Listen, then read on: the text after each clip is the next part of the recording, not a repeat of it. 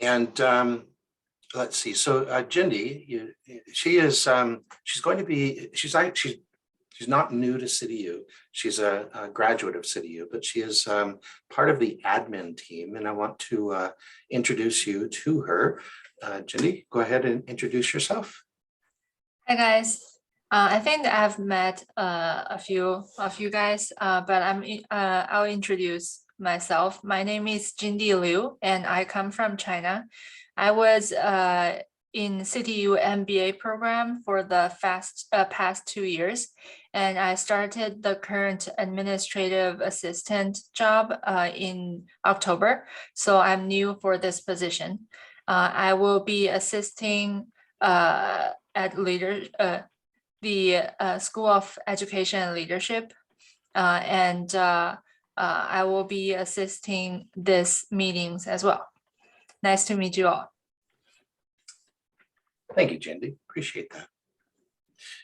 And before I go on partial thing, it's the glare from having Jindy on the meeting that kind of gets my eyes. Jindy is wonderful, but as I said there, eyes dilated, so I'm going to be in the background. Notice it must be the glaring snow that I just picked up in Calgary when I was there for the last couple days, and my guilt at not being able to have time to sit down with Heather. Wonderful. Thanks, Steve. You look great today. And just FYI, I don't know who the Gloria person is. She is still in the waiting room. I have no idea who it is. The person has not replied to me. So the person will stay in the waiting room until further notice. Additionally, let me see. So today, there's 3 APARs that we're going to be reviewing, and each of you have 30 minutes like we've done in the past. But I want to maybe, focus your attention on how to present your APARs, because we've all read them, we've all commented on them, and you have gone in and updated the APARs based on the comments, etc. Oh, it's Brian. All right. Okay. Brian is coming in. Very good. I should have thought of that. Korean. Yeah. And so, in the previous couple of months, all of you in this committee who have been here over the years have probably noticed a little something different. And that's where the program director has really just kind of gone through the notes and just talked about the notes, and everybody else just sits and listens. Pretty much that's what it is, And so, and that's a change that has been happening more recently than it was even last year. So as you go through the comments and questions, focus only on the most important, pertinent ones, right? You don't have to go through everyone and talk about every one of them. Another area that I would like for you to kind of talk about maybe outside of the APAR, so we can engage in discussion, is what might be inefficient for you in the program? What might be a problem identified in your program that is not really put into the APAR, for example, to kind of get some experience from the rest of the committee and how we might be able to support that idea. Further, what are your needs? That might be another area of discussion. And then really most importantly is we want to know where you're headed. Okay, so at the very end of the APAR is going to share, what you're going to focus on for the year. And that is going to be important for us as well. So, I've taken up enough time talking about this, Maria. Sorry about that. You can have an extra few minutes if you need it. But why don't you go ahead and share your screen so that you can bring up your APAR from the Teams, and you can go through it through that particular mechanism. Can everybody see? Got it. Yes, great. Yeah, I was already thinking about it. Where do I want to focus my conversation? So maybe I'll quickly go over the end of course evaluations. Our end of course evaluation are generally above 4, so we're doing okay. One area that is being put to our attention both through the comments of the students and also our numbers is that sometimes there's a little bit of a misunderstanding, and the rubrics and the assignments are not that clear. And I just wanted to let you know that we have been doing a lot of work, and some of you know, on aligning our program learning outcome, our courses learning outcome, and our assignments and our rubrics. So we've gone through half of the program as we were moving to Brightspace, and we're going to go through the next half next few months, couple of months. So that's one of the things that I just wanted to point out about the end of course evaluation. Also, we had some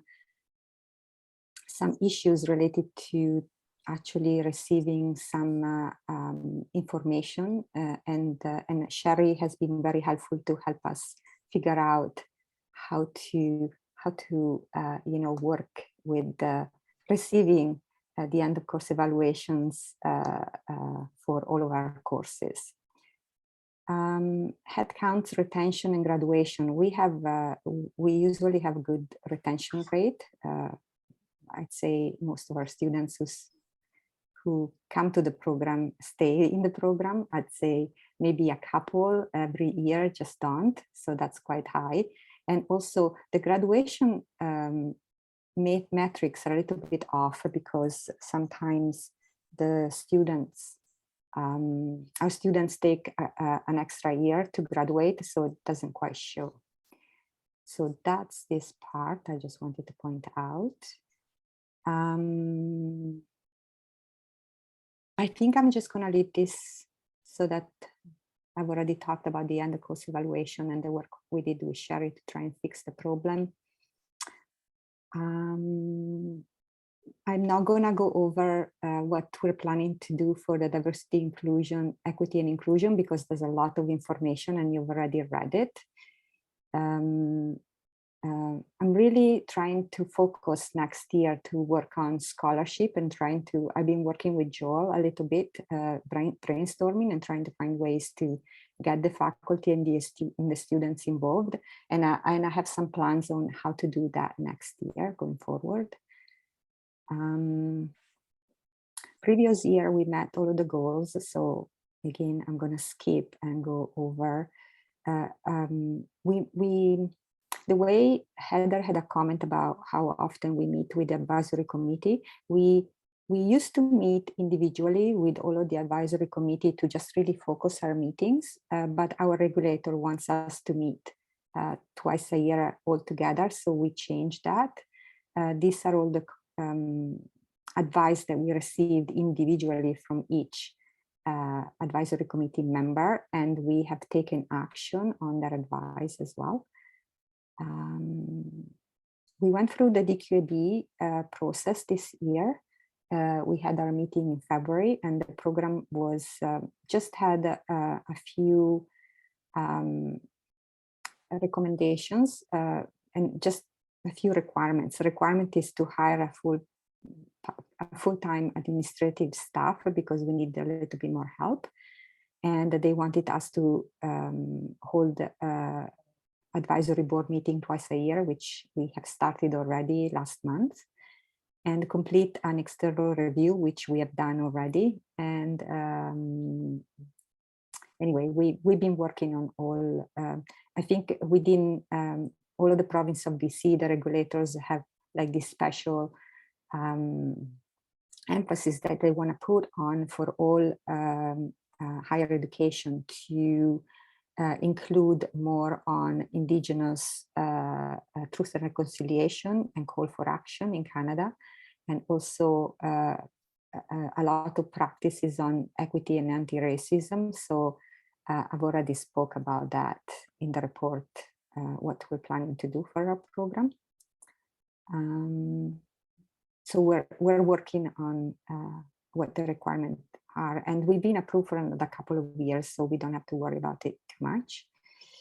Okay, focusing on what we're planning to do in the coming year, I guess that's where I wanted to spend a little time. So as I mentioned, we're really spending a lot of time working on curriculum alignment, rubrics, revision, and alignment. And we have been meeting with a lot of faculty members teaching the same course. And we really try to get them on board with the changes so that when they actually teach, there won't be too much of a surprise. And they seem to be keen. They really enjoy this work. So we've been meeting with them as we go through all of this. Program, what we're trying to do is to also have like a marketing plan, because in the past, since our program has always been doing well, and it's been doing well for the last few years, the student count number has been increasing. We haven't really put any emphasis on marketing, but we're trying to be a little bit more intentional on what we're going to do next, because we've been really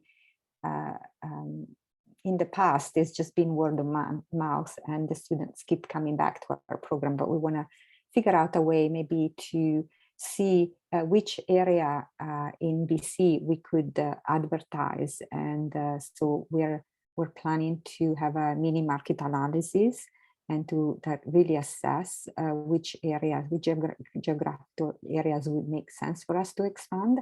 Also because this year we began to offer a program synchronous online.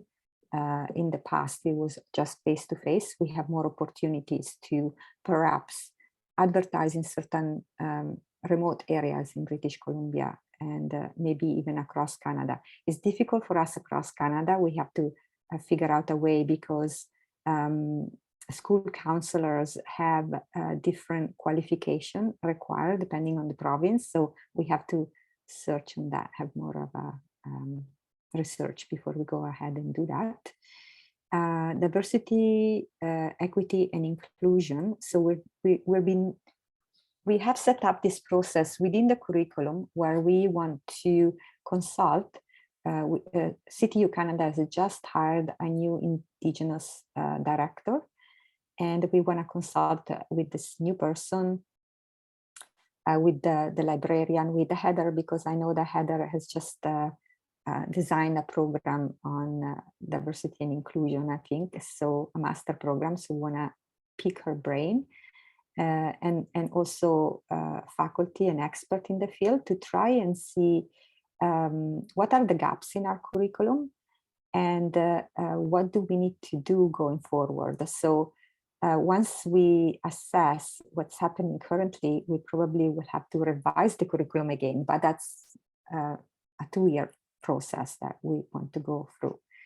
Also within our team, we started to have regular director and associate director meetings to increase our awareness of diversity, equity, and inclusion, and also start from us as a way to reflect on it, where we come from, and how we can support also our admin team and also our faculty moving forward.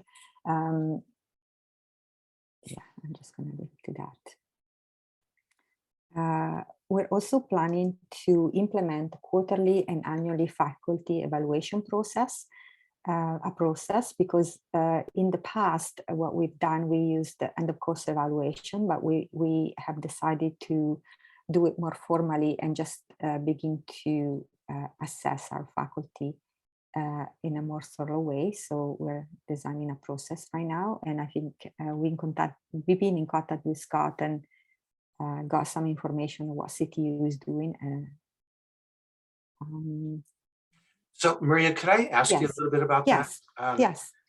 You mentioned that you're working with Scott on that. There has been in the past a faculty end of course evaluation that we've brought forward into all courses. Now, I don't know if you had used those in the past, but how can you talk about what it is that you're looking to build, and what is Scott's idea that he's communicating with you on that? I'm just trying to think. It's like, I think it's just more a regular, in some way, more regular data. We need to collect some data in that field. So in that area. So it's, one thing is just having a conversation, that's what we've been doing with the instructor. And another is just to take notes and begin to keep it in, the instructors. And so I think ideally going forward, there's something that Scott had in mind, I think, about having, what do you call it? I'm just trying to think of the words he used.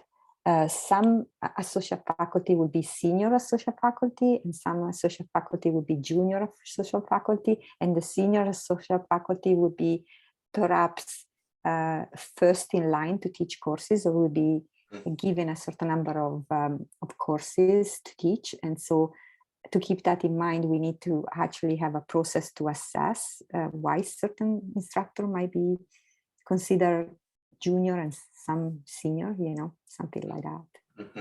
I see. Okay. And the informal mechanism of this, it isn't something that is city-wide. It's really just programmatic. Exactly. I see. Exactly. Thank you. Yeah. I think that's all I wanted to say for the actual presentation. You mentioned some question at the beginning. The first question was something about challenges that we might face. What was the question? Yeah, correct. So, think about what it is that that is not in the report, right? That's not in the report. Yes. That are challenges that that you anticipate. Yeah. Maybe Anticipate or going for. Well, I think we're working on it. So, what's not in the report is that the program has grown too fast, and I feel like now I have enough help, just enough help now to make it work in a way that's more organized. However, because we added like 3 associate director in the last year and a half, 2 years, there's been an interesting process of try to work together as a group in a way that it's effective and that we don't step on each other's toes, and that we're working like more harmoniously. So we've been doing a lot of work. I've been doing a lot of work behind the scenes on that, and we're just beginning to get to the end, to a way of processing, so a way in which we can actually work on structures so that we work better together. Joel, you had a question. Yeah, is it okay if I ask a question, Greg? Sure. Okay. Oh, sorry. Yeah, Maria, thank you for the presentation. I love what you're doing and appreciate all that you're doing for City U. I appreciate also what you wrote in the diversity, equity, and inclusion section, because having an Indigenous scholar and having that represent the communities that you serve is important. How do you foresee the changes with DEI impacting your program? Because you described it a little bit in terms of maybe the curriculum might change. Do you foresee a substantive change in not just your pedagogical practice, but also substantive stuff in terms of your curriculum over the next year? And in addition, how does that impact how you collect data and assessment? Yeah, that's a loaded question, but good question. No, that's okay. Because we're just done a lot of the work on the curriculum and we're just doing it now, I don't intend to make big changes for the next year. It probably will be 2 years from now when we have more of an idea. But right now we're just collecting information, and I find that I still don't know what's going to look like. I want to be open to collect information and see where are the gaps and how can we move forward? So I am actually talking to instructors, I'm talking to stakeholders, I'm talking to students. Yesterday I had a student rep meeting, and that was one of the discussion we had. What would you like to have more in the program, and what might it look like? So I'm getting ideas everywhere. And so I feel like I don't know yet, even thinking about how you're going to assess it, whether it's effective or not, right? So it's a good thing to have in mind. Yeah, now. no, and the question is more just applicable as we think of all our programs in terms of the DEI lens. Are our ways of measuring that accounting for the emphasis and increased awareness of DEI issues? So Yeah, it's something to think about as you continue the good work that you're doing. So thank you. Yeah, great, thanks. Any other question? What was another thing that Greg, you wanted me to, what do I need or something? What was it, the question? Let's see. Something. Yeah, any immediate needs, but you actually did discuss some of those. They were part of your advisory committee. Yes. Actually, no, it was the accreditation section, which there was the recommendation of hiring someone. Yes. And that's excellent. Also, I did notice that you're working with the Nerdy group. Is that correct? We finished in the summer. You finished working with them. Yes. Very good. Yeah. All right, that's good news. That'll really help support the metrics of student learning, the learning outcome assessment area. Yes. So yeah, that'll be wonderful. So all of the work that we've been doing, like this report ends in June, right, of last year, but we're already working on some of the recommendations, and we kind of really spent a lot of time looking at our program learning outcome and get the faculty involved as well, so that we slightly tweak them. And as we move into Bright Space, we have, as you know, we had to go through CCI to get new syllabi and updated syllabi and rubrics aligned with those. Yep. Very, very true. Okay. Any other questions from anybody? All right. Very good. Well, Maria, thank you. Thank very you much. And I'm looking for Jackie. Jackie she's not on right now, I don't believe. She's supposed to come in at 10:30, I think. Correct. Correct. So I'm gonna leave. You certainly may. Thank you. Nice to see you, Maria. Thank you. Take care. Bye. Bye. Thanks, Maria. Thanks, Sherry. Bye. I'll keep an eye on the channel for Jackie. And so after we're done today, just stay on for a little bit. There's one thing that I want to cover that came out yesterday in AAC.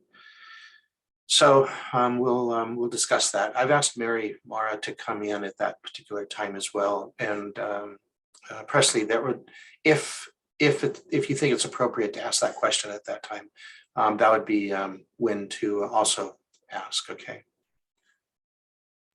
No problem. Here she is. Okay, she'll be in, and then we'll begin our next APAR. Hello, Jackie.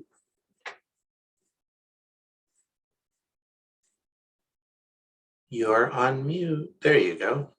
Yes, I see it. Sorry, I had to consent to the recording, which I couldn't unmute until I consented to the recording. Very good. Well, thanks for joining us today. And as I had mentioned to Maria in the previous 30 minutes, you have 30 minutes to present your document, your APAR. You don't have to take 30 minutes. We're going to change up the way that this works a little bit. Only only because we want to have more engagement with the program director. So what I'm going to have you do is I'm going to have you go into the Teams and share your screen with your APAR. And you can begin doing that now, and I'll keep talking. Am I co-host? Do I have sharing capability right now? You do. Okay. So as you go through the APAR, there's questions in there, and we've all read it. You have updated the APAR based on what the questions are and comments, and those are probably in yellow. So that's wonderful. We can see those very clearly. So as you go through this, and there's something that you want to bring up that is very important to you, or that you want to communicate to the group, talk about it, right? Mm-hmm. And also discuss maybe what is not necessarily in the report, something that is important to you, inefficient within your program, within your processes, within your system, that kind of thing. And then certainly focus on the very end and where you're going, the areas that you're going to focus on for the upcoming year. And with that, I'm going to stop talking and allow you to have the floor. Okay. Thank you, everyone. I can't see you all because some of you don't have your cameras on and you're all like squished to the side of my screen. So I'm going to just blow through the blah, blah, blahs. And then I'd love to have a much more interesting conversation about this project that we're doing in terms of decolonizing the curriculum, because I'm very interested to hear if anybody else is working on this. Can MC collaborate with other programs on this? It's a very rich, very, very rich process, but I have to get through the blah, blah, blahs first. So let me just quickly scroll through. Lots of data. Everybody has seen this. I only highlighted things I doubled back and responded to in terms of comments. So just quickly, overall, I would say that in terms of a learning experience, a culture, a mentorship group in Canada, in MCU, we talk about a learning community. We don't talk about a classroom. We don't talk about a school.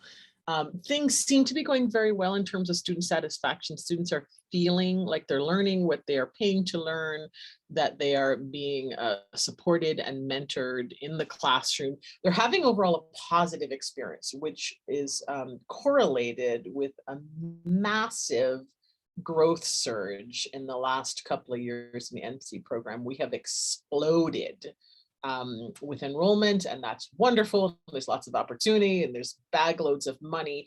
There are some operational challenges that come from that I could unpack a little bit here. But overall, we're flourishing. We might even be over flourishing, which is noteworthy because sometimes there's just too much of a good thing. The downside of that is we weren't ready for the growth. I have worked for City University going on 14 years now. I actually sat on curriculum council for 8 years and reviewed everybody else's program, blah, blah, did all of that.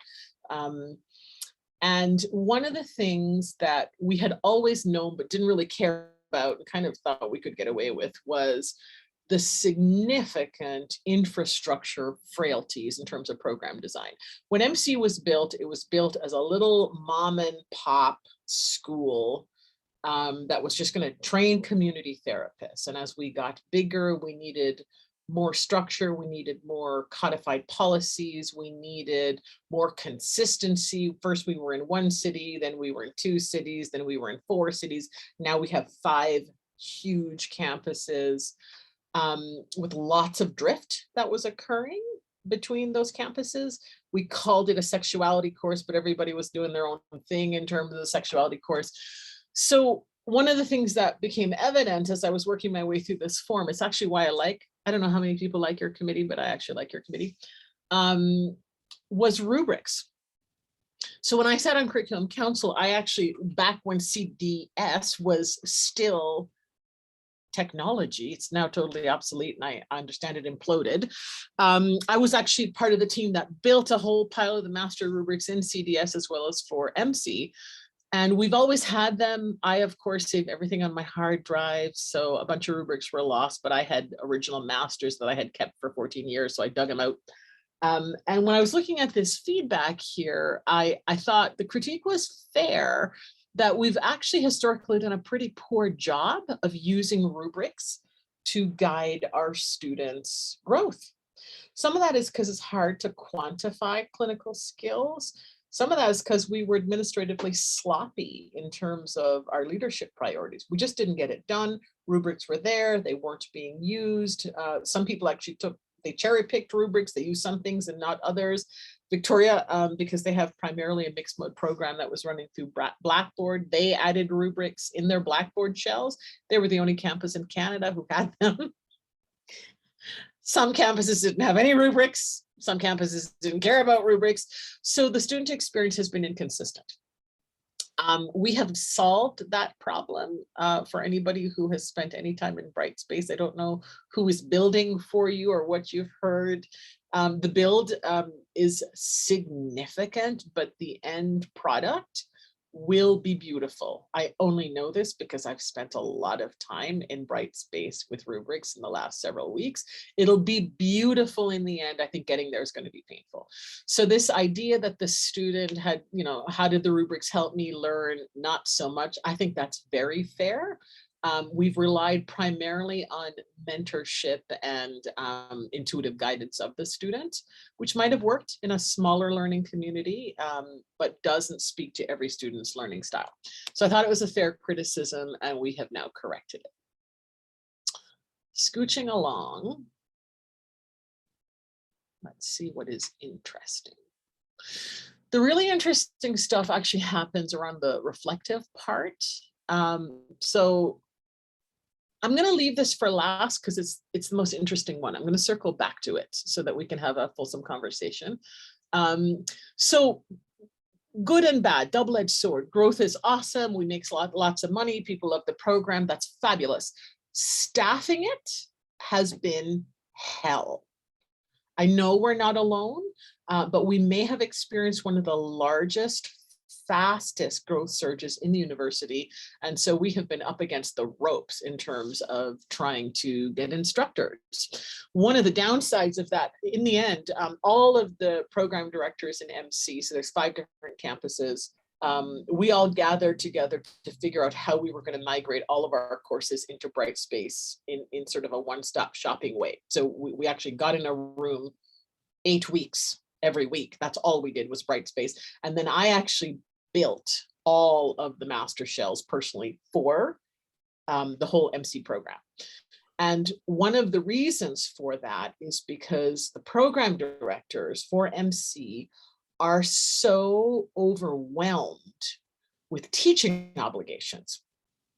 So we were all supposed to do the project together. We couldn't complete the project together because they did not have enough faculty to teach all the courses that we're running between October and December of this year. So program directors are running schools, they have hundreds of students, but in one campus, a single program director was teaching 5 different courses in the same quarter. And that is a direct result of the growth surge and our inability to attract faculty in a timely manner. So COVID has been a factor, yes, primarily because people don't actually want to teach face-to-face right now. We've got Omicron coming at us. You guys have it too. Delta just blew through Canada. So when we began the process of returning to the classroom in the fall, which only happened in BC because Alberta is actually still in a state of emergency. We mishandled the pandemic so badly, we actually never got out of the state of emergency. So people actually refused to come back to work. I'll teach for you, but I'm not going to teach for you if I have to stand in a classroom and have 20 students breathe on me.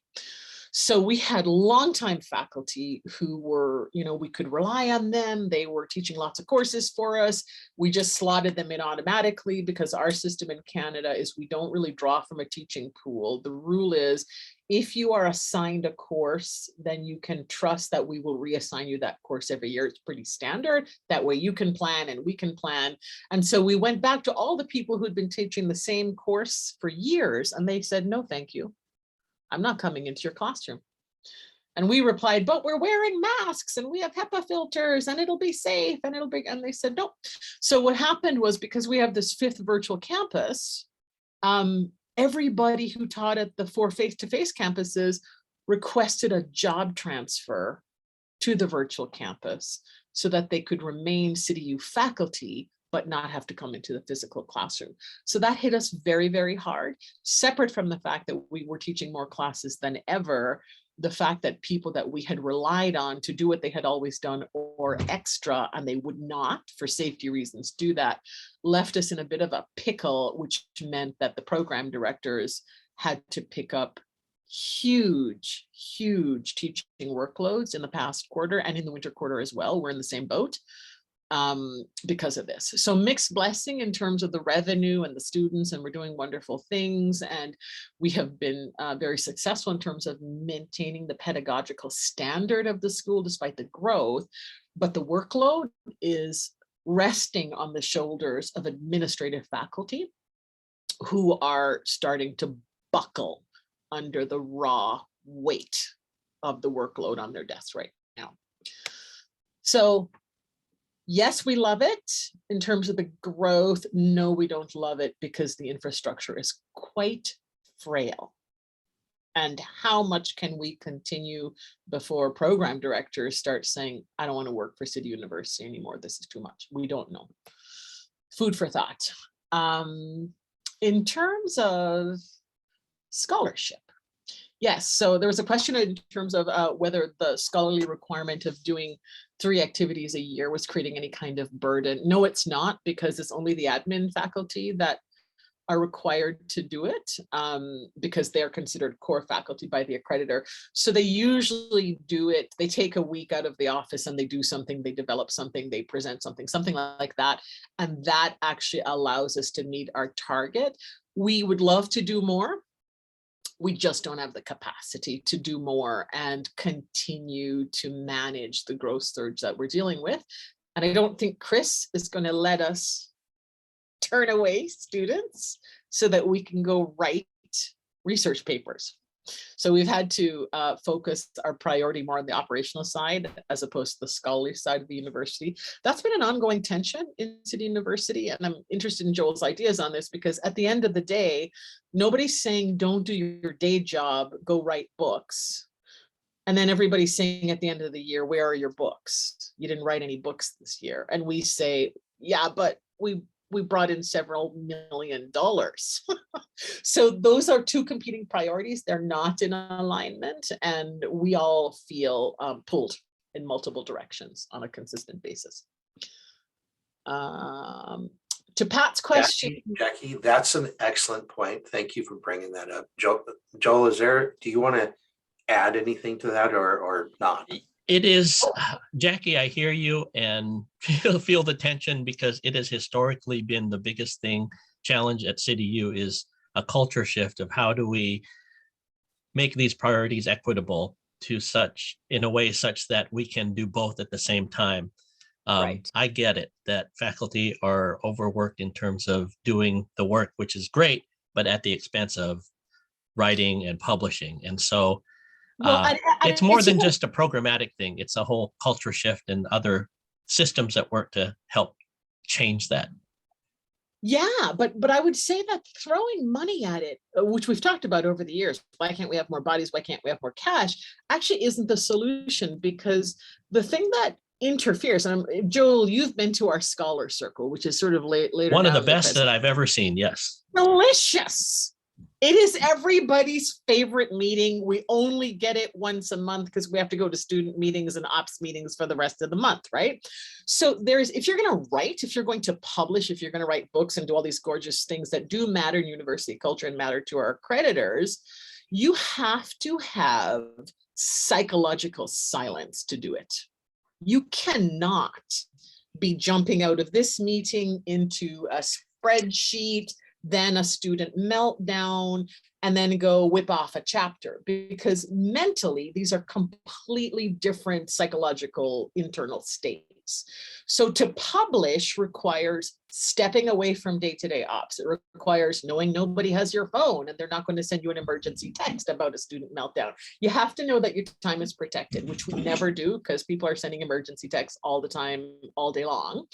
And second, you have to trust that all your fiduciary obligations on the administrative side of the portfolio are handled. I'm not at work, but my team's got it, so I can just focus on this book, not on whatever's going on at City University. And that just does not happen in any MC campus. In fact, in any Canadian program that I'm aware of. Jackie, I got a question for you. You mentioned a scholarly circle. Oh, yes. Yeah, So- share that. I love, Jackie, that is a great thing to share for all the programs, in fact. Yeah, So Greg, if you, share what it is, how you set it up, and what the focus is. Okay. It's the only fun thing about this job. I'm not going to lie. It is the only fun thing about the job. So Andre, who is my program director in Victoria, he's our ideas guy. I'm his implementation person. He comes up with the ideas and I go, let's do it. And then we do it. So he requested, I want to say over a year ago, maybe a year and a half by now. He's working on his dissertation. Like everybody, he's pulled in multiple directions, needs to get that dissertation done. It's part of his hiring requirement. We've got a couple of directors in that boat.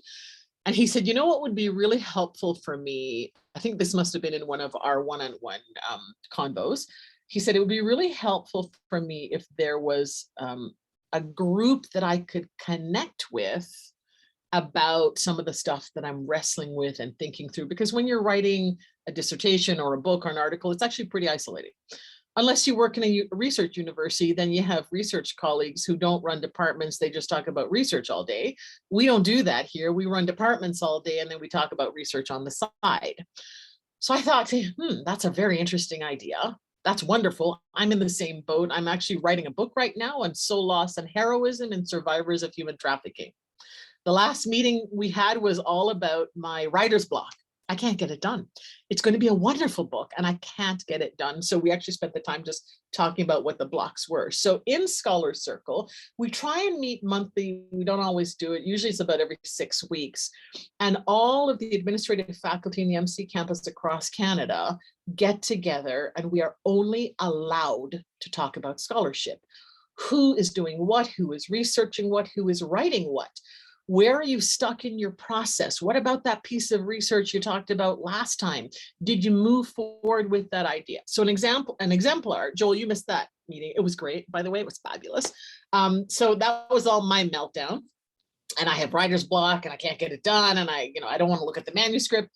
And so the team actually gave me a lot of feedback. And what they pointed out was in my research study, which has 24 participants, because it's qualitative research, so there's these 3 groups. They said, what's missing is you, the researcher. You can't write the book because your research isn't actually done, because we don't have any data on what it is like for you as a human being and a researcher to write about such an excruciatingly painful topic. So your homework is to go away and sit in the dark and journal, listen to the interviews again, and then journal what is your emotional response to the data that is emerging, and then write about that. So this blew my mind because I've been in writer's block since COVID started, and I was so inspired by their feedback. And we do this for one another. Every time we meet, somebody else presents a problem, a challenge, a structure, a struggle, something like that. And we all sort of lean into their project and we give them scholarly feedback. So ops is forbidden, student issues are forbidden, everything is forbidden except scholarship. And if you sneak in some side conversation about City University policy, you got to leave, you get ejected. You are not welcome in Scholar Circle unless you are there to talk about pure research and nothing else. It's wonderful. And then we all leave and we're inspired and we do writing, but the weight of the meetings and the policies and the students and all these other things, you know, chips away at the week. So writing for all of us is very slow, but we are writing. And Joel, I added that to the report, by the way. I sort of mentioned a little bit further down some stuff that's going on. There's a pile of us that are doing a bunch of scholarship. It's going at a snail's pace because it is off the side of our desk, but this is actually how we keep the fires of inspiration burning in our program. Thank you for that. That's great. So you've got about 10 minutes. Okay. If you want to focus on Decolonize where you're headed and the specific thing that you wanted to bring up. Okay.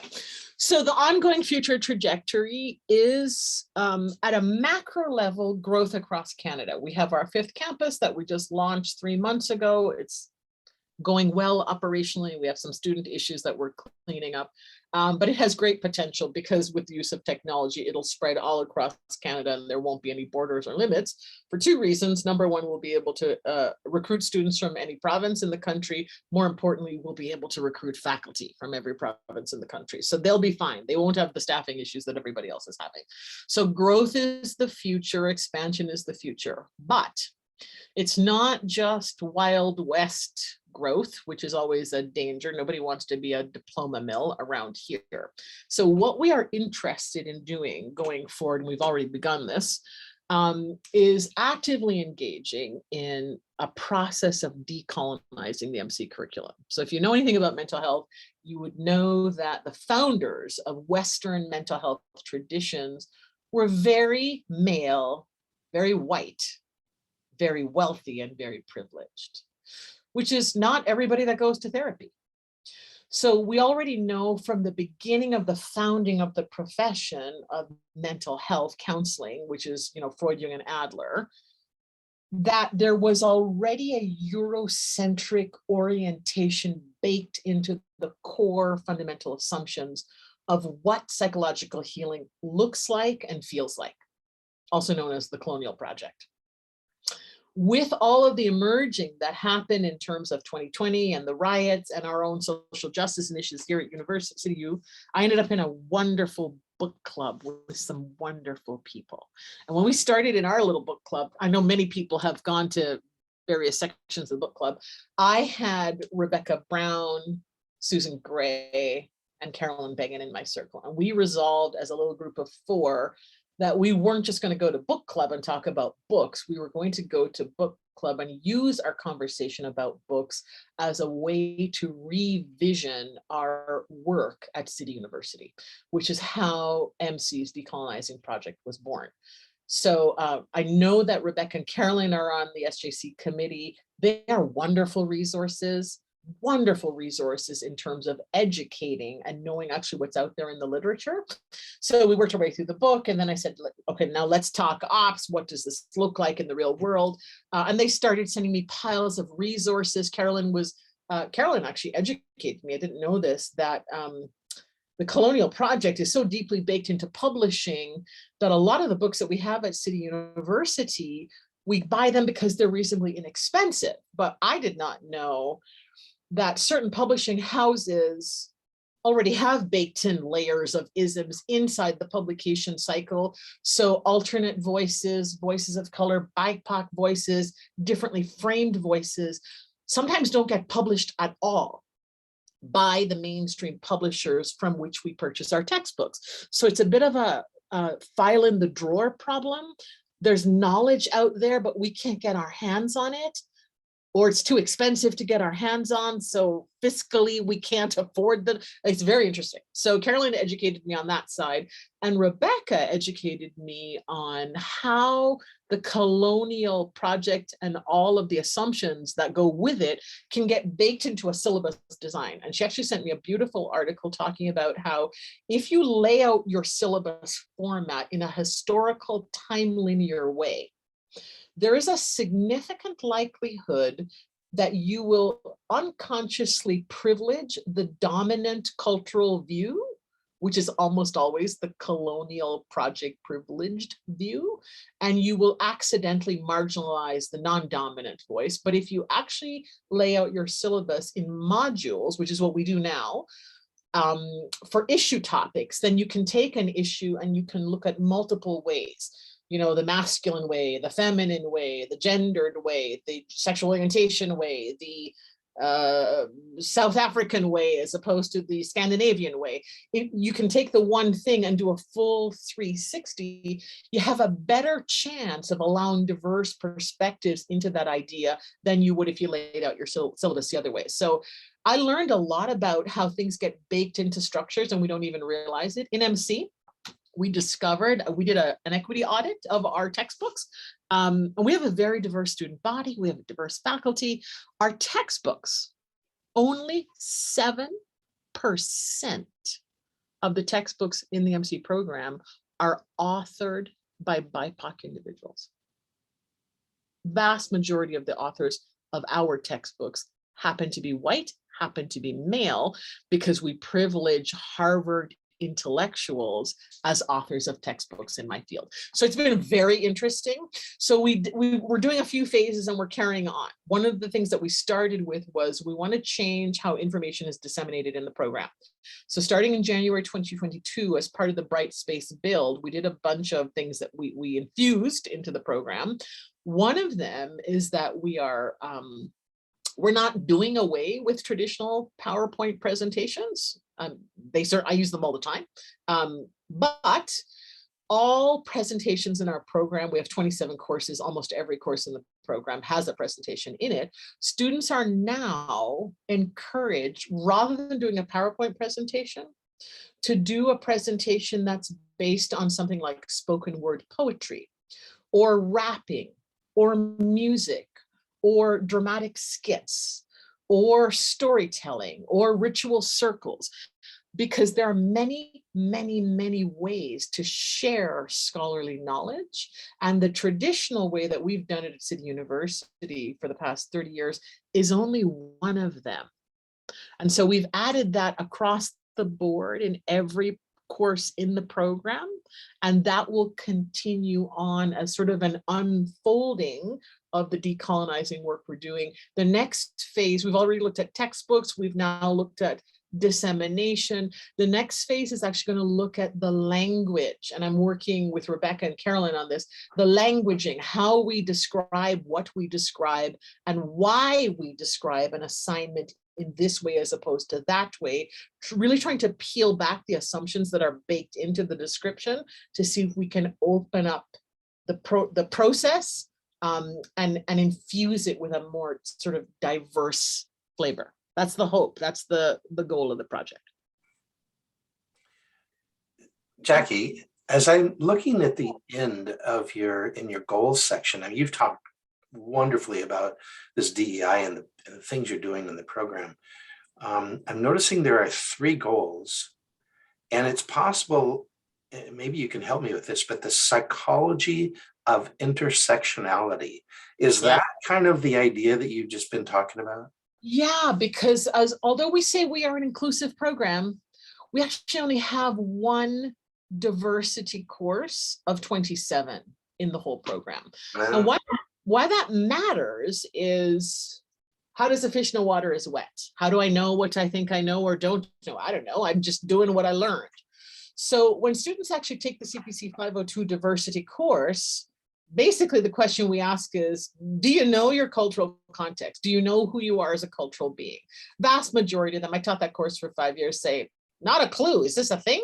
Now, if the students happen to be white-skinned, they usually are very confused. If they're BIPOC students, they go, oh yeah, I know, I had to know because I'm a member of the dominant society. But the understanding of your diversity as you plug into, you know, I am a brown-skinned woman, you are a white-skinned man, that's a very macro lens. When you dig into that, then you get into intersectionality, which is, I am a brown-skinned, highly educated, Canadian, heteronormative, cisgender, blah, blah, all of it. There's so many layers there. So the question for you, we've got only just a minute left, really. You said one course is actually focused on DEI, but you've it sounds like you're integrating all of these ideas into all of the other courses. So have you worked with Nerdy, and has Nerdy helped you to define learning outcomes to incorporate these themes into those outcomes so that you can develop the courses the way that you need to get the courses developed? The answer is yes. I ran the Nerdy project, and I was actually the person who worked with Nerdy directly. They're all the Nerdy rubrics are fully integrated into our Brightspace shells. The issue is you can describe a thing and not actually execute it. So what's missing in the program isn't the goal. Basically, the Nerdy rubrics are goals.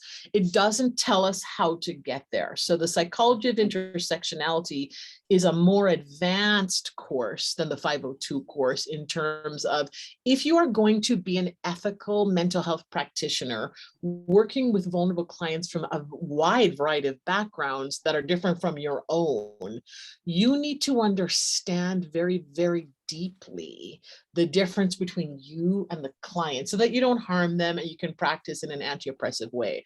So this new course, what we want to do is pull out the brief therapies course, tuck it somewhere else, and replace it with a course on the psychology of intersectionality, which will take students to the next level. So 502 is who am I as a cultural being? The next course is going to be, how do I interface with you as a cultural being, given the power that I hold in this therapeutic relationship? That is going to be a core objective of the course. All right, very good. Is there any questions from the greater community here Yes. for Jackie? Yes. Hello. Hello. Hi, Jackie. Good to see you. Good to see you. One of the things I want to say is thank you so much for all the work you're doing there. I'm jealous because here we're kind of locked in by K-CREP. Mhm. However, there's a lot of things that we can begin to do, and I'm looking forward to the DEI audit because I think that's going to be my leverage Mhm. point in getting in there. And I just wanted to say kudos. I really want to continue to work with you. Mhm. Everything that you're talking about so resonates. Also, I just kind of want to point out again with K-CREP, our hands are tied. Mhm. We cannot just like expand like we'd like to expand, but I do want to say that it is so critical that before we start growing programs, we start looking at infrastructure. Oh, yes. Because yes. I think that, we tend to want to get into the let's grow without thinking about, well, what does that mean? And then finally, I'm having the same frustration as you are with finding instructors Mhm. down here. And again, with K-CREP, we've got to have ABCD for core faculty. And then we have to be very careful about our folks that we bring in because they too cannot teach over Right. a certain percent.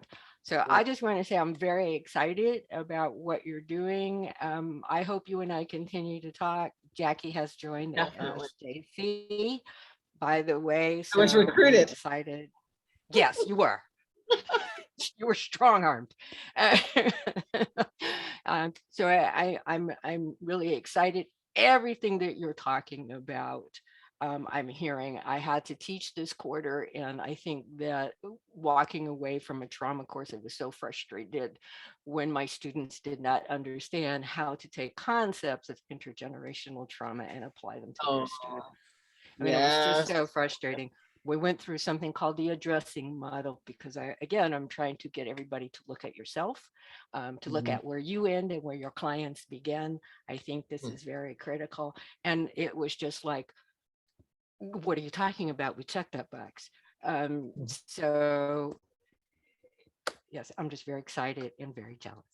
So Let me I will just be argue- continuing to work with you. I'm not arguing in favor of change. The change is very, very, very painful. It's so painful. Yes. But what you get in exchange Mhm. is this incredible, vibrant energy, Yes. which innervates the student body, makes Mhm. learning fun, Yeah. and Yeah. and it enriches the brand. Yeah, totally. I think that when we begin to look at learning as the joy of learning and not the rigor of learning, That's right. we're going to do a lot better with recruiting and retaining our students. And I agree with you totally. So Joel? Do you have I'll be seeing you. Yes, we will. Every other week. Jackie, thank you very much for that conversation. That was engaging. That was good. You've done a great job. You are most welcome. It was a pleasure. Am I done now? Do I get to log off? You get to log off. Okay, wonderful. It was a pleasure, everybody. Happy holidays. See y'all in the new year. Take care. Bye-bye. Jackie. Jackie. So, okay, very good. So Heather, you are up. Go ahead, share your screen, and you can go ahead and begin.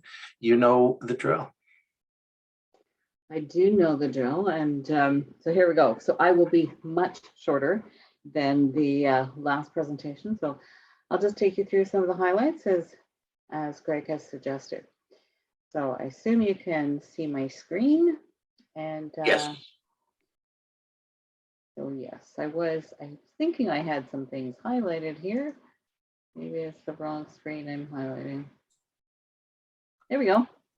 So as Greg, you pointed out, question 2 and question 6, some places where it's a little bit lower, so we need to do some work on that. And I do know that I didn't really respond to that in any detail or much detail, but I think to some extent it did come through in terms of the program director's dashboard. So that's the next piece. And I highlighted program director's dashboard just now as I was reading through it, because I thought, well, truly that gives us some really valuable information that goes to the EOCEs that helps us to decipher and see what that looks like. And so I think for me and for us in the program, it is really those qualitative comments that really play a role in where we move forward. In the second part there, in terms of clarifying 3 trends for student comments, things that can be improved, I think the piece around working with Nerdy and the whole piece around learning outcomes and the rubrics and that kind of thing has been really valuable. So we spent a lot of time on that. And quite honestly, this has been, as I'm sure with everyone else, very, very time consuming. So not only did we work with Nerdy, then we were moving on to the CCI committee and the work they were doing. Incorrect information somehow got updated in a file, which was supposed to be ad hoc. We were given different directions. And one of the things, we'll put this off to the end, but maybe one of the things for me always is this piece around clear, consistent communication that does not change every day or every couple of days through the process. But Nerdy was great in terms of helping us through that piece. What else can I point out here? We obviously don't have the metrics of student learning, the learning outcomes assessment. We should have that next year based on, from what Greg and I talked about, based on the information that will come out of the new rubrics that come out of the Nerdy work. So we should have that information next year. And I'm sure you all do remember and know this, that in Canada, we never, ever had secondary rubrics. And so it's a whole new learning experience for us too, in terms of this piece, because we never had secondary rubrics. So reflective comments on the data and the program, and some of the things that I would say I'm most proud of is our retention rate. So we keep our students unless there's some major issue, and generally it's only with regards to family emergencies or medical emergencies of our students. Do we lose them maybe for a quarter, but they generally will come back the next time around. So we have a very high retention rate. Our faculty are loyal, and I'm not like Jackie is. I mean, obviously our program's not growing, but I'm not looking for faculty. They're more than happy to teach with us forever. So that's a really big key piece. I'm pleased with the number of Indigenous students in our program. And I think you will have seen that, but I would also say to you that there's some, I think it's coming up, but I have one cohort, for instance, that is all, when I say FNMI, that's the First Nations Métis Inuit. I have one cohort in Calgary where all of the students, small cohort, but all of the students are teaching on reserve.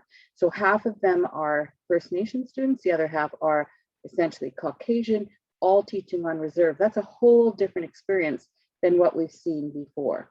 Of course, we have other First Nation students in our program. However, we've really increased that, and some key pieces there, we really pushed and were very successful in getting an Indigenous scholarship. So in Canada now, it's been implemented in all of the programs. We were really pushing forward in leadership in terms of a 25% tuition reduction for all students who are First Nations, Métis, or Inuit. So all Indigenous students, whatever the language is. In Alberta, we say FNMI. BC, I think they say Indigenous.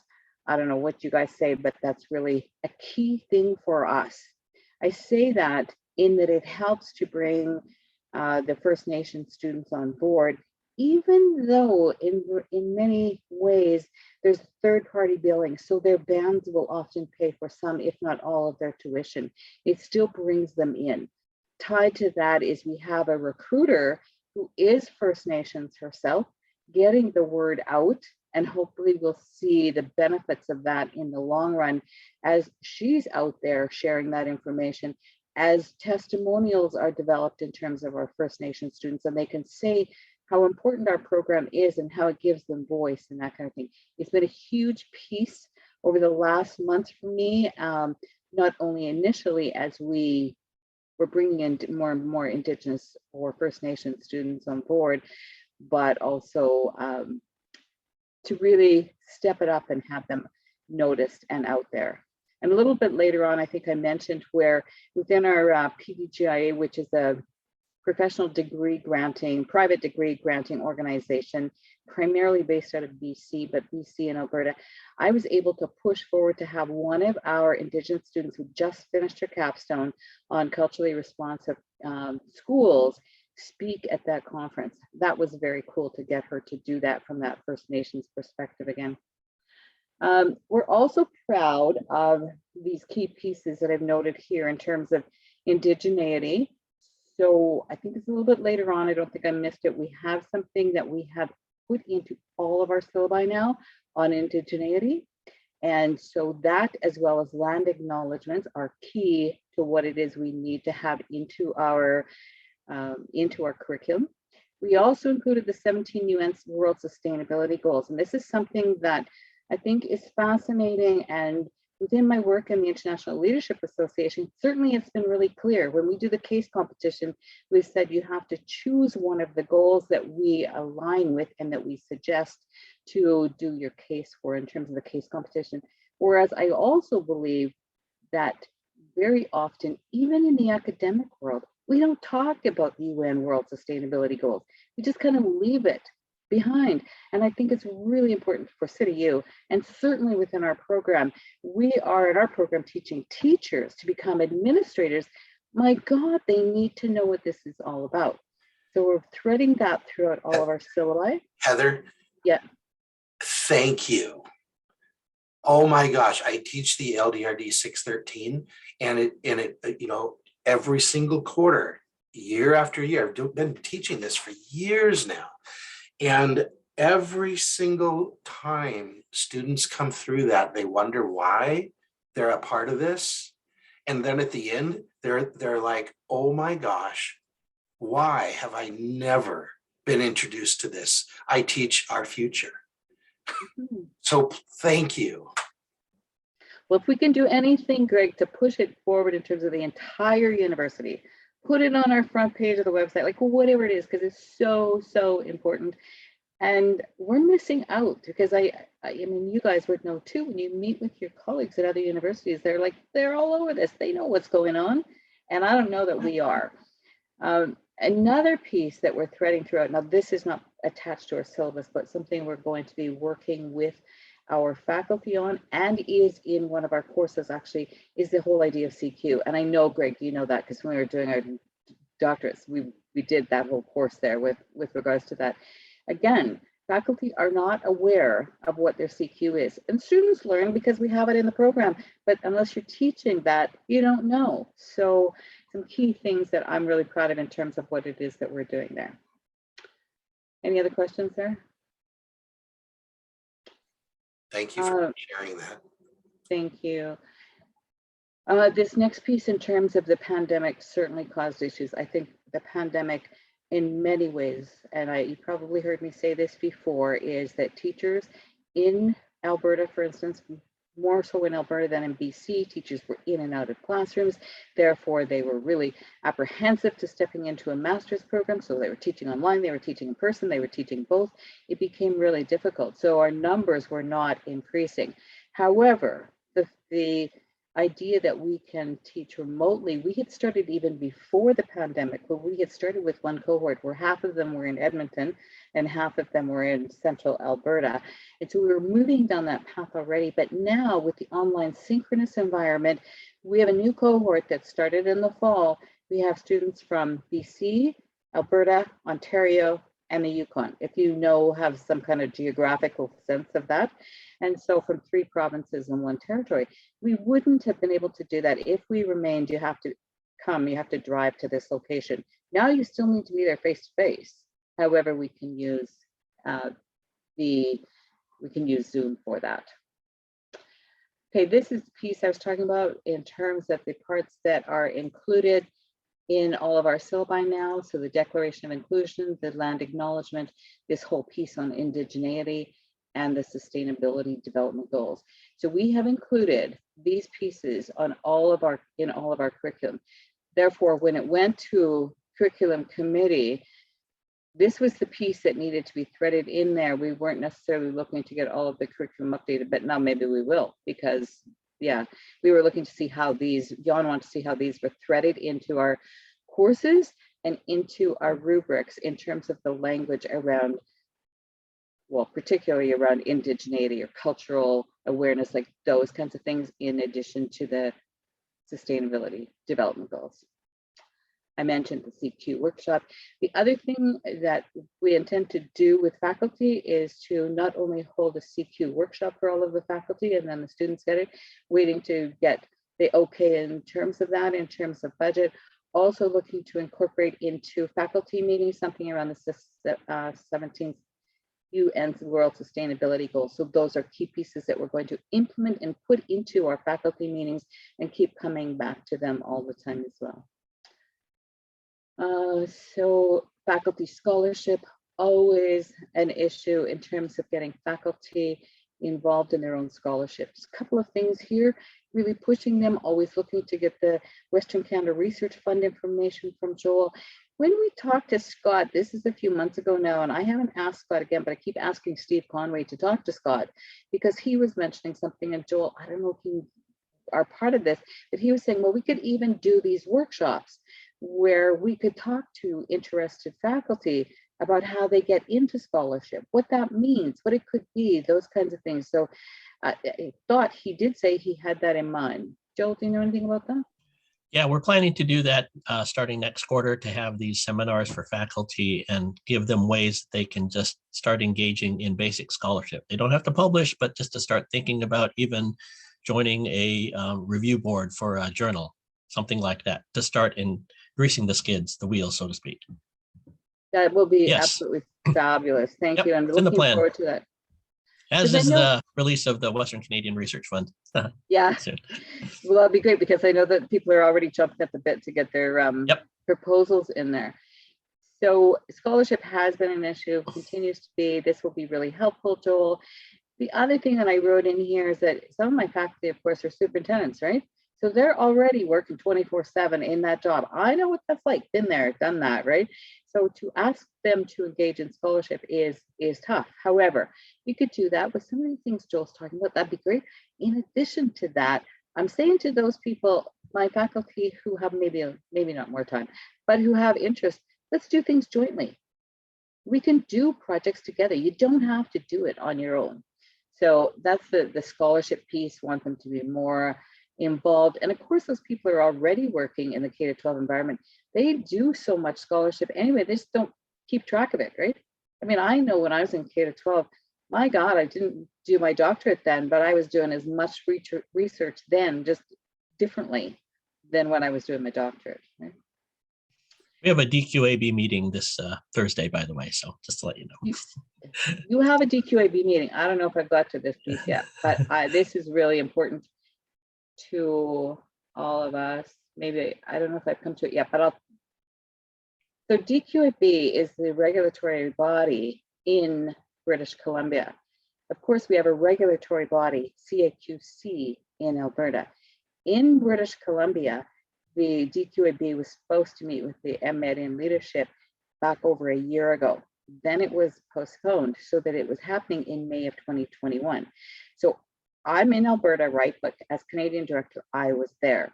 So I would tell you this right away. This is my little rant for the moment. When they came in, the chair immediately said that he was concerned because there was too much counseling in the program, and the program was supposed to have changed, so counseling wasn't included. And what? You're from Alberta? I mean, that's essentially what he was saying. And so shortly after that, they said some changes we needed to make. And then even more recent in September, they said, you can't run the MEd in leadership program in British Columbia unless you do a major, major overhaul. That doesn't mean we can't take the students in Alberta at this point, because the accreditation body here hasn't said anything. I know I had to give Scott some information fairly recently, and he's written to them. So this is something that came out of British Columbia based on whatever went on there before, but his view, I mean, it was very clear from the first moment that he was not happy that there was any mention of the word counseling. And because 35 years ago he taught in the UK, he thought he knew everything about K to 12. And sorry, but it's true. So anyway, so when you mentioned the DQAB, Joel, I know there's a meeting tomorrow. I know that to some extent Maria talked about these junior and senior faculty that will be focused on coming out of what the DQAB needs and requires, and how, you know, how that'll play out in leadership is another thing. But clearly the DQAB is not very happy with us, but I don't think the DQAB for the most part is very happy with private degree granting universities anyway. So I'm going to go back to where I was, but that was just a note there. Okay, so we're at Faculty Scholarship Advisory Committee. We have met once a year for I don't know how long, for years and years. We generally do lunch, but we now do it online and everybody brings their own lunch. Always good conversation, good discussion. You guys can read all of this. They're behind all of the things that we have in fact been doing. Actually, one of the things I would maybe stop and say with regard to the advisory committee and with regards to scholarship is this, and maybe I don't know the answer to this, but so one of my advisory committee members, and I kind of point this in your direction, Joel, but she and I sat down and talked the other night. She's a fan of and has been trained in Patrick Lencioni's work and that kind of thing. So she wants to run some leadership courses. So like some other things, we do executive coaching workshops. We've done some other workshops in terms of leadership. So she would do a leadership workshop. So we're going to just work through that in terms of our continuing ed piece. But I don't know if there's any kind of connection there in terms of scholarship with advisory committee members. Are they affiliated as faculty, or are they advisory No, external? just external. And it just university? popped into my head now. No, she's not faculty at all. She really is, I mean, she's a superintendent or director, I can't remember, at one of the school districts. So just popped into my head. If Yeah. you don't know the answer, that's Yeah, fine. we can talk offline on, because I have some ideas, just associating a faculty member with it, and then you use it as scholarship for that faculty member. Okay, sounds great. Okay, specific actions to take in the program. Again, you have seen all of this to recruit more students, so a big part of that. And I think maybe the question came up in terms of, Greg said, in terms of recruitment and recruiting more students. We've got these recruiters now, both within the FN population as well as in the regular population. Pandemic is hitting us hard though, in terms of people not wanting to come on board. We have very little in terms of marketing. We have one person who's in Vancouver and she gives us little time in terms of the MEd and leadership. So that's why we hire the recruiters, and that's why we do most of that ourselves. Now, in addition to our recruiter for the First Nations population, Steve now has been able to hire, we've secured someone to help with what I've been waiting on too, is how they're going to indigenize the curriculum. And that was a key piece of what we're looking towards. Now, we've taken action ourselves, just as Jackie's done with decolonization. We've taken action with putting some of those pieces in and recruiting more people and involving more people. but this new person will help to indigenize the curriculum as well. So anyway, recruiting new students is, I'm off topic a bit, but that's a big key piece. Across Canada is what we're looking at. As you would face in Washington, we would face the same thing here. When we run our classes now, we run our classes Friday nights and Saturdays. So Friday we start at 6 o'clock Alberta time, because that's 5 for the West Coast. But then for the Ontario person, it's even 2 hours later, so it's 8. So time constraints are a little bit from, but they don't seem to care at this point. Now, Maria mentioned our diversity and inclusion, and Steve, you would know this, we stepped way back a few years ago. We're looking at MEd and diversity and inclusion. Now we're talking about, oh, the creditors won't like this because of this, this, and this. Now we've gone to market research to see really what it is that we should be looking at. Went back to my advisory committee again in the end of November, and they said, hey, maybe we need to change the name a little bit. So this is in a little bit of flux right now, waiting on market research. This is truly valuable information, really important. Diversity, inclusion, truly important, but we need to structure it maybe a little bit differently. So we're waiting on the market research to come in. And then this goal, the next goal here was with regards to the MEd. And are we looking at our numbers being low because the focus is the word education, and because that means then that we don't bring in people who are in healthcare or other leadership places? Maybe that's the case. And so that's when we looked at the Masters of Arts or the MSML or whatever it is. I think that's right, Presley. So we were looking at that and what that could look like as well. And so then the goals into the future would be pretty much the things that I talked about. I kind of highlighted there in yellow some of the pieces, except for the last one I didn't really talk about now, and that's stackable credentials or micro-credentialing. And so we started again some conversation on that and how that could look into the future, not only in terms of certificates in the continuing ed side, which we've pushed aside and given to Chris Burt, or the person that looks after that, but how we can maybe build some of the stackable credentials that would still be acceptable by our accreditors, which is probably, I mean, besides the university, the other one would be the accreditors and whether or not they're going to accept that. So I think that's it. Questions, you guys? Yeah, any questions from the group? I have one. Mm-hmm. The goal, the last goal that you had before you got into the strategic initiatives, it was, do we need to shift away from the MED focus and move to an MAMSML focus? Right. That's interesting. I mean, these are business programs. So here's the thing is, if we shifted, what we've kind of been looking at is this: if we moved away from MEd, maybe we have a master's in leadership, and then we have something that talks about healthcare. We have something that is not for profit.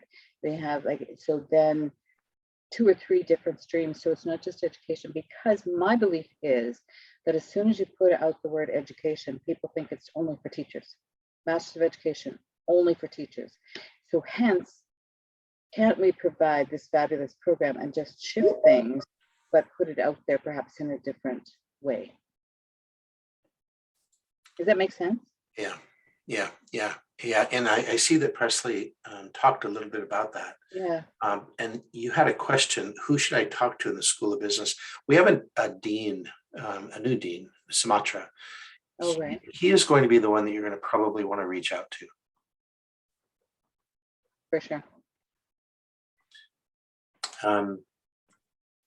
Other than that, any other questions for Heather? Presley, do you know anything more about that MSML thing in Canada? I don't. I just know that they want to bring it up to Canada. That's been talked about a lot. I don't know if they're talking about in Heather's area or if they're talking about British Columbia, bringing it up to Vancouver. I don't really know for sure. Right now, we don't offer it in an in-person mode. We only offer it online. And I think that there's some talk about developing a hybrid or an in-person mode as well. Thanks, Presley. We've been talking about that. Yeah, so we've been talking about that for the last couple of years. So the work that you've done for sure, and how we could bring it up here. And so how could we take what we already have and shift it? So it's not just a business model, because it's not business. We're talking, I mean, education is one thing. We'd have to shift considerably, because much of our focus really is on, as I always say to people, you can be a nurse and you can come into a program. There's a lot of things that are the same, but we would still have to change some of the language and that kind of thing. Well, currently we're getting ready to push through 3 new programs based out of the MSML. And we're going to do an MS in org leadership, an MS in management, and an MS in human resource management. So for those 3 programs, I don't know how that'll change what y'all are interested in, but the org lead might be more in line with what you're wanting to teach, you know, in the MEd program. So it's a possibility that those smaller programs are going to be a better fit. For sure, yeah. It's still, I mean, I don't want to let go of what we have, because we have great programs. It's a matter of how do we massage it, how do we refine it, how do we make things even better? And then when we look at this whole piece around diversity and inclusion, which of course, I suspect you know, I know Steve knows, forever we've been talking about this and working with Steve and Vicky, how we're putting together another program, but everything seems to, I mean, it takes probably 3 times long in Canada as in Seattle, because we have to get it through the university and then we have to get it through our accreditors and all of that kind of thing. So yeah. Heather, thank you. Thank you. So don't leave, Heather. You're still part of the group, right? And I have asked Mary Mara to join us for this this final piece that I want to bring forward. This is a program development and program approvals, you know, course development, those kinds of things. Has you know, City U, we've gone through quite a bit of change over the years. And yesterday in AAC, I wanted to bring up a point that was in the document, if you will, that was approved by AAC regarding program directors and APARs, and how we continue to look at APARs to close the loop in utilizing the APARs throughout the year, not just an annual kind of thing, but what they mean to us as program directors, and then how they can be used as we move through courses that we are looking to work with CCI on, as well as even new programs. So I'm going to share my screen, and let's see, here we are. And so this is a document that was reviewed by AAC yesterday, and it's about new program development. It's about, I'm not going to go through it specifically, you know, detail by detail. It's something that you'll probably want to talk to your dean about, just to make sure, or even CCI, your ID and CCI, to make sure that you have the information you need as to what the process is.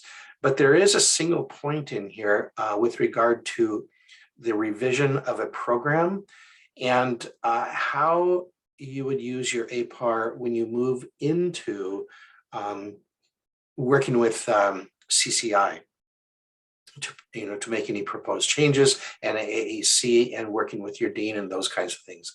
I highlighted it in yellow, and it is, I'll just read it. APARs showing outcomes, assessment detailing the need for the proposed changes, or other relevant assessment data showing the need. So I had a brief conversation with Presley yesterday about this, and really what this means to us. And so I wanted to open this up a little bit in the discussion here, just to make sure that everybody gets their question potentially asked, or I should say asked, and potentially answered. So anybody have any misunderstanding of what this means within this particular document and how to use APARs? And Mary, if you want to join in to kind of point out how this connects to CCI, that would probably be very helpful as well. Yeah, and I'll just say this really briefly. One of the things that Scott's trying to help achieve is, which we're almost there with fully on the course development process, is that the program development goes through a similar process, and that as curriculum committee members have requested that there's some confirmation that courses that come there have already worked with the Center for Curriculum and Instruction before they're submitted.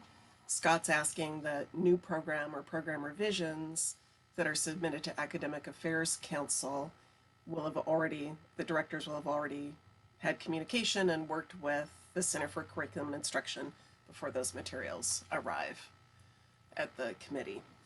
So, and Scott, as you say, is very focused on ensuring that future program revisions are driven by assessment data, by data that we have available for the program, versus I have an idea that I think might work.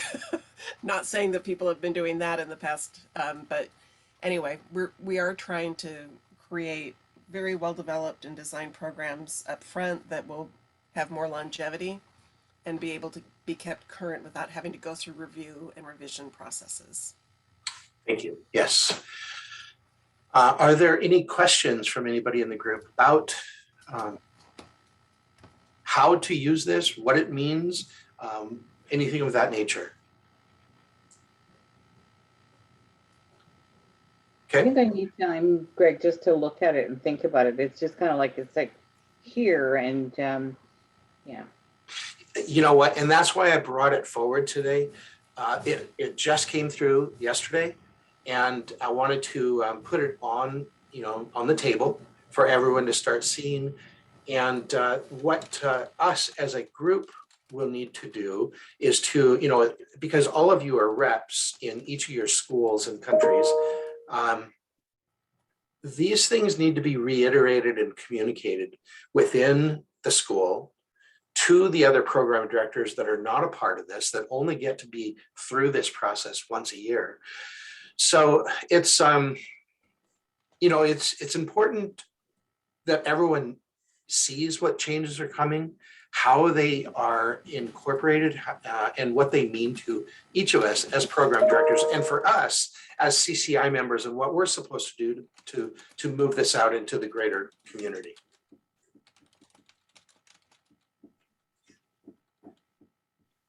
I'll let that sit.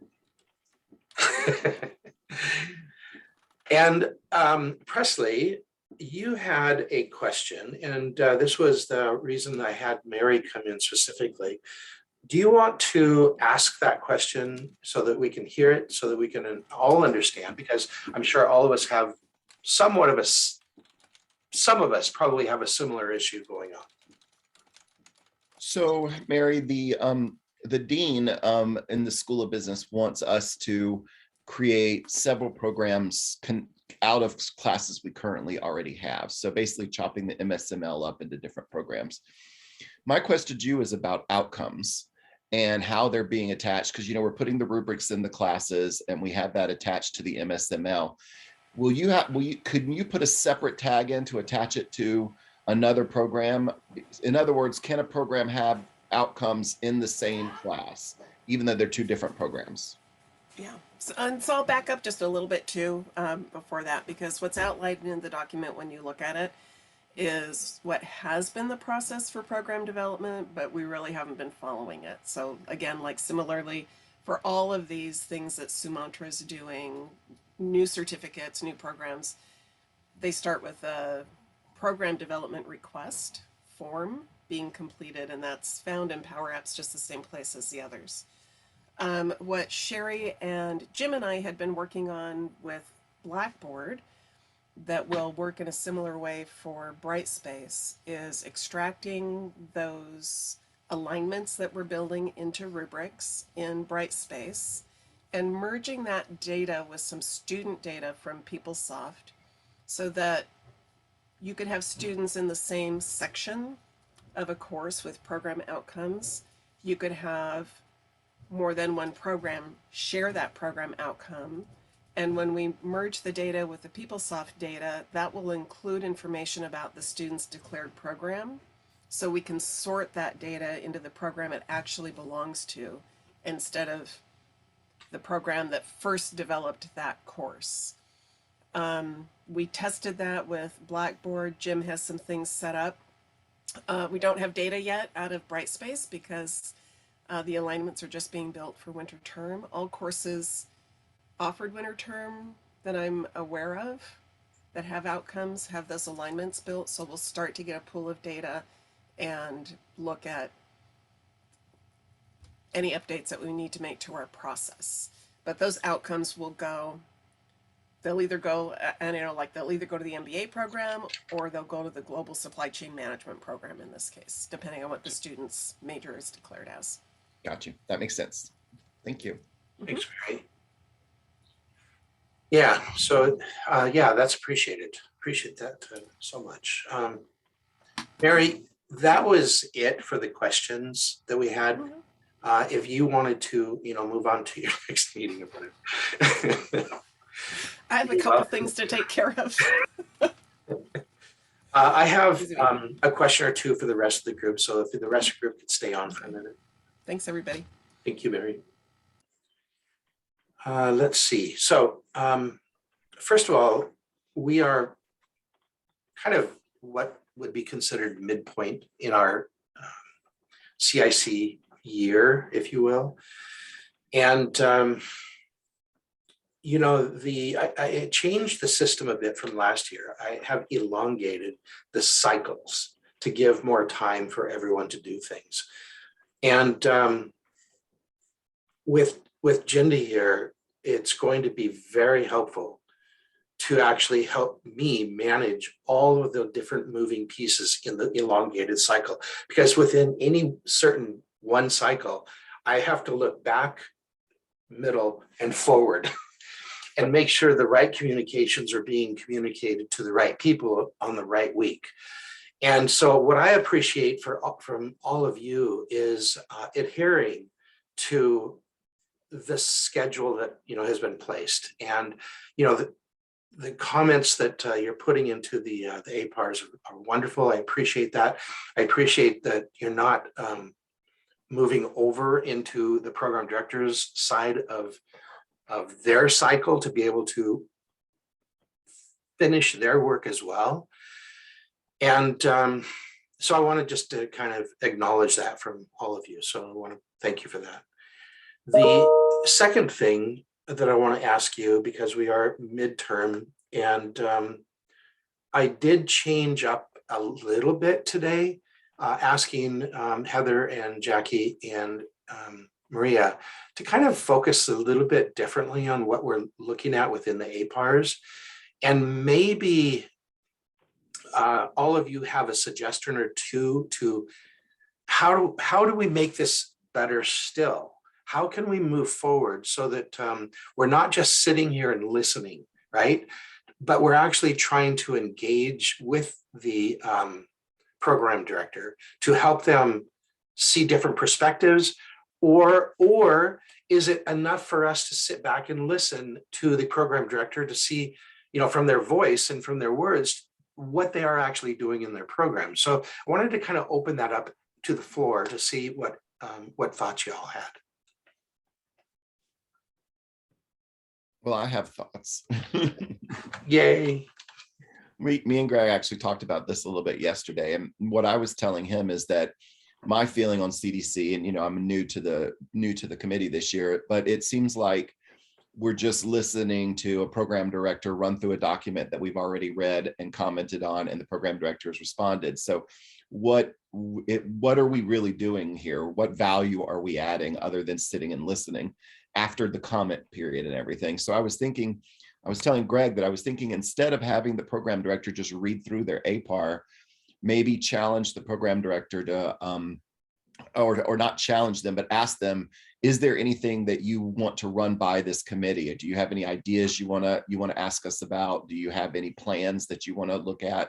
Maybe even saying something like, let us help you in developing your long-term plans, so that we're actually doing something for the program director. It's not just like they're coming in and reading a document and then leaving.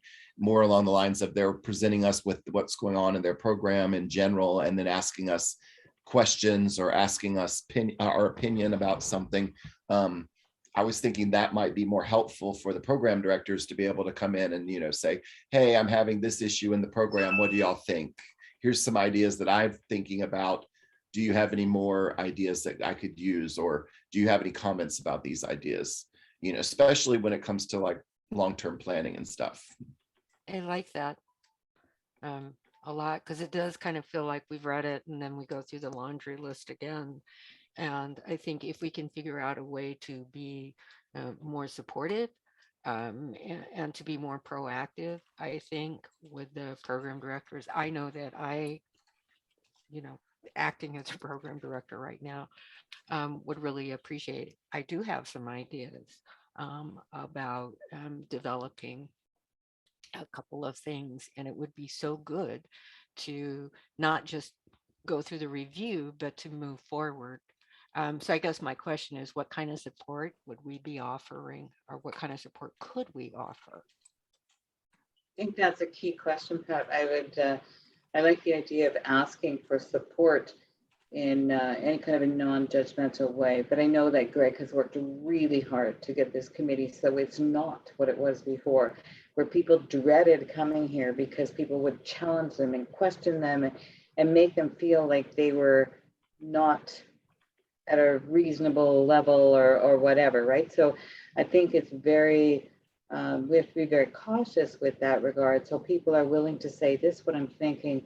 How can I help? Maybe who can help me? But it has to be really structured, because I know, well, I've been on this committee forever, just as Greg has, and that's really where we were coming from. So I think we have to be really careful. For someone who spoke today, I appreciated sharing my passion about certain things. I don't know if that came through. My intention was not to respond to all of your questions, but to highlight those things. So just as someone who was able to present today, that'd be my thought. Well, I saw that in Jackie today as well, for sure.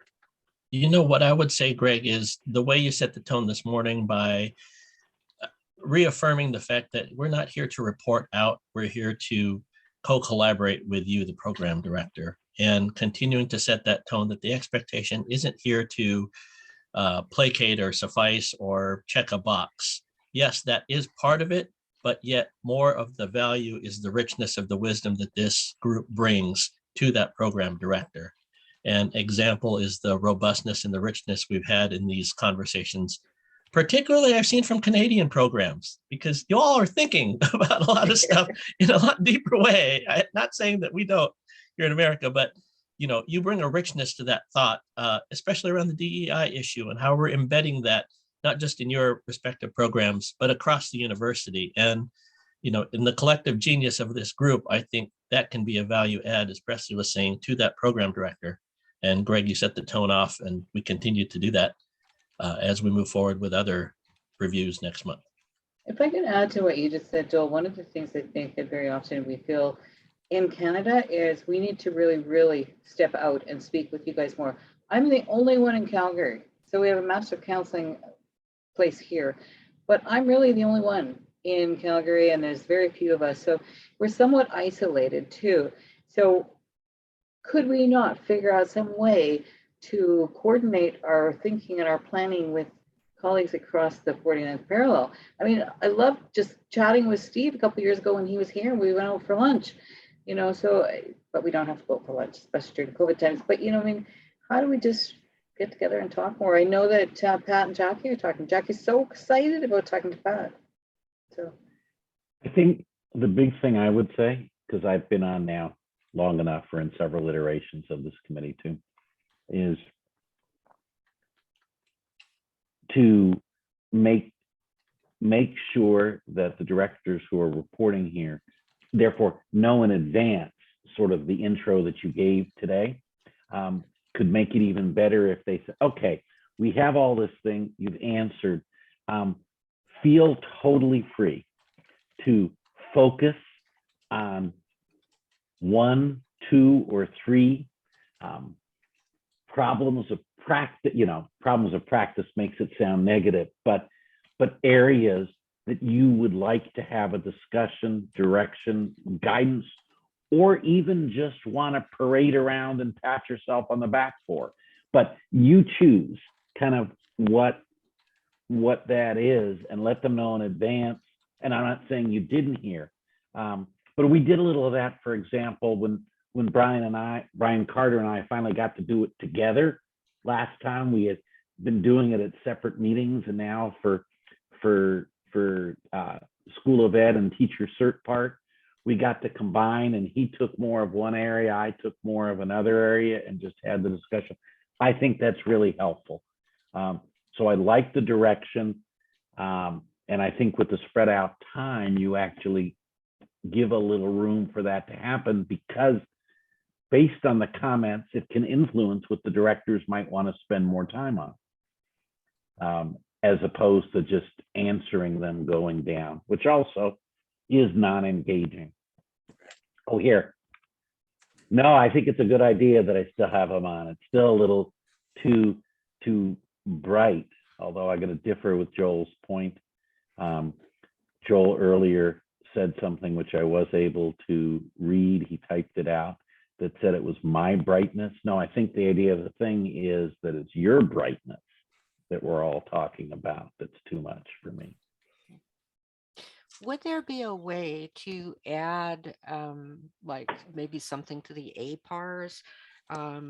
Like maybe at the beginning, like we're all going to review this.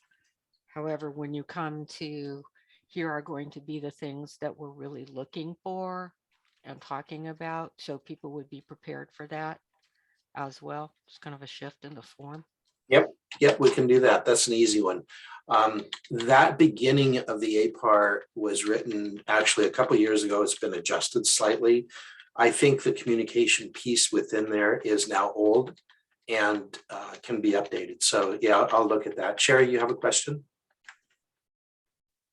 A comment, Presley, I really like your idea because as folks have been on this committee over time, you actually learn about the different programs that are being offered at the university. And if somebody comes in and has like a challenge, you get these different viewpoints on things, and everybody's got a different experience with the processes at the university, or maybe they've spoken with somebody that they've learned an element somewhere, and by coming together, then help each other out and say, hey, have you thought about this way? We've seen this work over here, and this could be that group. And as everybody gets more familiar with the different programs, that's where it will definitely shine for Steve's glasses.